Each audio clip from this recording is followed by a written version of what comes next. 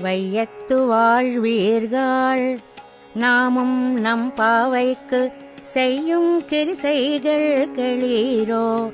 பார்க்கடலுள் பையத்துயின்ற பரமன் அடிபாடி நெய்யுண்ணோம் பாலுண்ணோம் நாட்காலே நீராடி மையிட்டெழுதோம் மலரிட்டு நாம் முடியோம் செய்யாதன செய்யோம் தீக்குறளை சென்றோதோம்.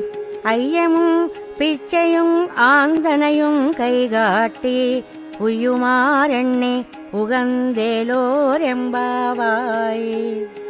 భూలోకంలోని గోకులంలో పుట్టిన భాగ్యవతులారా, మనం చేయబోయే వ్రతానికి ముఖ్యంగా ఆచరించవలసిన కృత్యములు వినండి.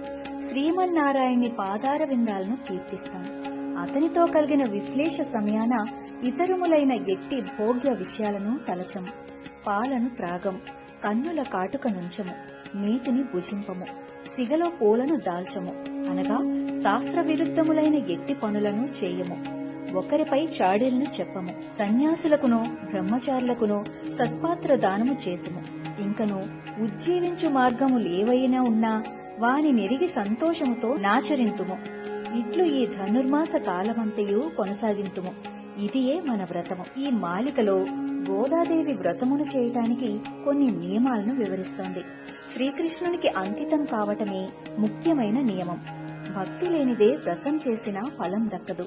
శ్రీకృష్ణునికి అంకితం కావటం, ఆయన అనుగ్రహం మాత్రమే కోరటం, ఇవే ముఖ్యం. ప్రత్యేకమైన విధులు నియమాలు అంటూ ఏమీ లేవు.